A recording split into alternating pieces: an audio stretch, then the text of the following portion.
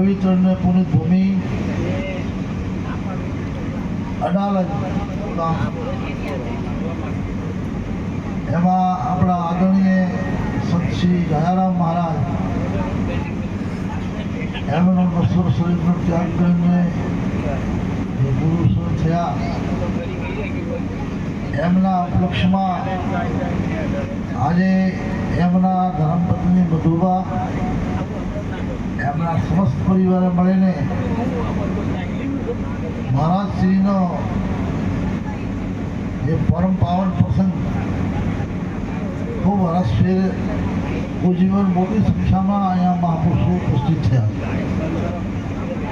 એ બદલ ખૂબ ખૂબ આ પરિવારને આશીર્વાદ, કારણ કે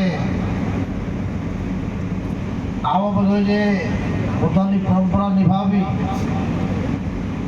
એ ઘણો બધો એ મહેમા છે અને કઠિન પણ છે.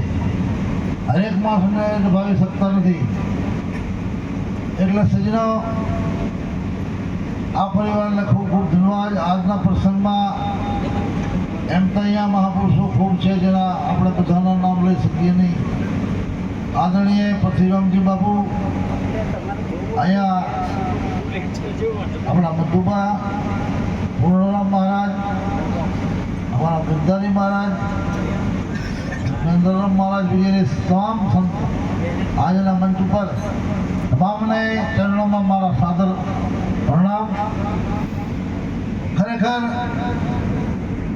આપણા મહાપુરુષની શ્રદ્ધાંજલિ નિમિત્તે ખૂબ આપણે એમને વક્તવ્ય આપ્યા અને ખરેખર જીવન પણ એમનો એ રીતનો હતો. એમના ભજન સત્સંગને પ્રસિદ્ધ અડાલજ ગામ બહુ દૂર દૂર સુધી પ્રસિદ્ધ છે.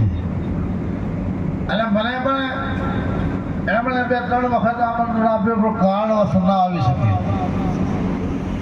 હવે આજને દિવસે આવવાનો છે.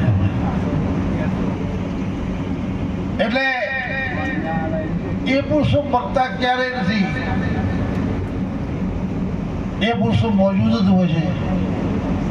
હકીકતમાં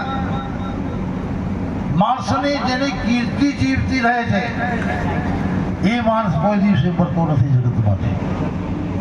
જસ અમર અબજસ મરણ કર દેખો કોઈ, જસ અમર અબજસ મરણ કર દેખો કોઈ, ક્યાં લંકાપતિ લઈ ગયો, ક્યાં કરણ ગયો કોઈ. લંકાપતિ કઈ લઈ ગયો નથી એટલો સમ્રાટ મોટો, અને કર્ણ કાંઈ ખોઈ ગયો નથી, પણ સવાપાર દિવસ ચડે એટલી વાર કર્ણની વેળા વર્તે છે ત્યારે એ બધી દુનિયા કહે છે. એટલે માટે સૂત સે કીર્ત બડી બિના પખ ઉડ જાય. સૂત કરતા કીર્તિ મોટી છે માણસની. સુરત સે કીર્ત બડી બિના પખ ઉડ જાય. સુરત કભી જાતી રહે, કીર્ત કભી નથી. ચંદ્ર ને સૂર્ય પૃથ્વી ઉપર ઉગે એટલી વાર માણસની કીર્તિ ક્યારે બઢતી નથી. એમાં આપણા દયારામ મહારાજ પોતાની કીર્તિ સ્થાપિત કરી છે. અને હકીકતમાં એક દાતાર પુરુષ હતો કર્ણને જેવો.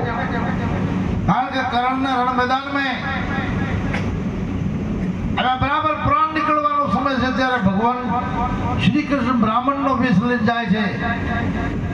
મારી દીકરીના લગ્ન છે, મને હોનેનું દાન આપો. અત્યારે મહારાજ મારે પાસે કાંઈ રણ મેદાનમાં છું, પણ મારે દાંતોમાં એક હોનેની રીંગો છે, એ મારી હાલત નથી. પેલો પથ્થરો લાવો તો હું તમને ઉખેડીને દાંત આપી દઉં. એ તો મારી મજૂરી થાય કે એ પથ્થરો લાવી દઉં તો મારી મજૂરી થી આલી, કે મને દાન નથી કર્યું. તો ભગવાન એમ કીધું ત્યારે ઘણા સ્વયં ઘસીતા પથ્થર લીધું છે અને એમણે પોતાના દાંતામાં પથ્થર મારીને દાંત ઉખેડીને આપ્યા કે લ્યો એમાં ખાસો સોનું છે. પછી કે તો લોહીમાં ખડકાયેલો છે, હું બ્રાહ્મણ લઉં નહીં.